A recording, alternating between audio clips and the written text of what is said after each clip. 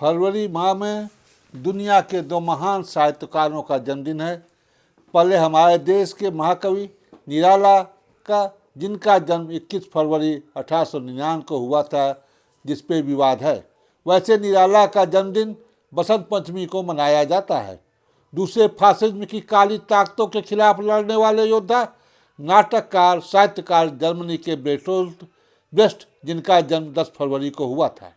आज जब निराला के शहर इलाहाबाद में धर्म के नाम पर पाखंडियों का पाखंड गंगा की रेती और पानी में नाच रहा है, विलासी पेट बुलाकर कूद रहे हैं, महाकुंभ में प्रयागवासी वीआईपी कल्चर एवं धर्म की अफीम खाए आस्था की डुबकी लगाने वालों की भीड़ से हाउस अरेस्ट हो गए हैं, तो निराला जी को कुछ साहित्यकार और युवा हृदय याद कर रहे हैं।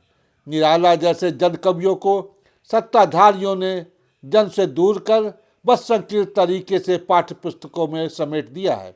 फासिस्ट सत्ता जो हर प्रगतिशील विचार की हंता है, तो वो भला निराला को महत्व क्यों देगी? वैसे वही निराला होने का मतलब भी है, लेकिन निराला जीवित रहेंगे हर सचेत संवेदनशील इंसान में, आम जन में।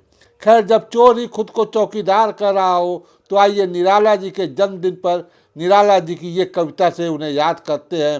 राजे ने अपनी रखवाली की, किला बना कर रहा, बड़ी बड़ी फौजें रखी, चापलूस कितने सामंत आए, मतलब की लकड़ी पकड़े हुए, कितने ब्राह्मण आए पोथियों में जनता को बांधे हुए, कवियों ने उसकी बहादुरी के गीत गाए, लेखकों ने लेख लिखे, ऐतिहासिकों ने इतिहास के पन्ने भरे, नाट्य कलाकारों ने कितने नाटक रचे, रंगमंच पर खेले। जनता पर जादू चला राजे के समाज का, लोक नारियों के लिए रानियां आदर्श हुई, धर्म का बढ़ावा रहा धोखे से भरा हुआ, लोहा बजा धर्म पर सभ्यता के नाम पर, खून की नदी बही, आंख कान मूंद कर जनता ने डुबकियां ली, आंख खुली राजे ने अपनी रखवाली की। तो साथियों, जर्मनी में जन्मे बेटोल्ट ब्रेस्ट ने हिटलर और मुसोलिनी के फासिस्ट कहर का हर स्तर पर डटकर मुकाबला किया था। वे उन कायर व स्वार्थी साहित्यकारों व संस्कृतियों की तरह नहीं थे जो दिन में फासिज्म से लड़ने की डींग हाके और रात में फासिस्टों के यहाँ पत्थर चाटने पहुँच जाए। ब्रेस्ट आजन्म समझौताहीन रहे।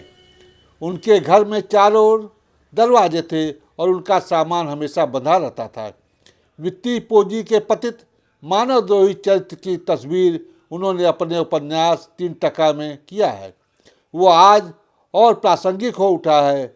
वैसे उनका रचना संसार बहुत बड़ा है, जिन पर बहुत कुछ लिखा जा चुका है, लेकिन उनकी एक कविता अच्छे कारणों से खदेड़ा गया आपके सामने पेश है।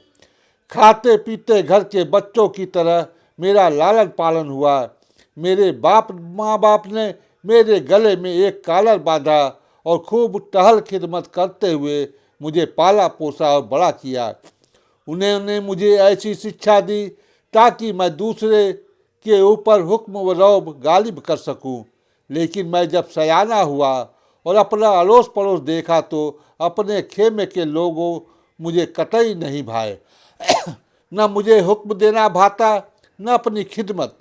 सो अपने खेमे के लोगों से नाता तोड़कर मैं तुच्छ श्रेणी के बीच जा बैठा। इस प्रकार उन्होंने एक विश्वासघाती को पाला पोसा, अपनी सभी चालें उसे सिखाई और उसने वे सारे भेद दुश्मन को जाकर खोल दिए। हाँ, मैं उनके भेद खोलकर रख देता हूँ।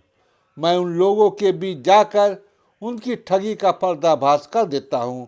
मैं पहले ही बता आता हूँ कि आगे क्या होगा, क्योंकि मैं उनकी योजनाओं की अंदरूनी जानकारी रखता हूँ। साथियों, उनके भ्रष्ट पंडितों की संस्कृत में बदल डालता हूँ शब्द ब शब्द आम बोलचाल में, और वह दिखने लगती है साफ साफ गप गीता।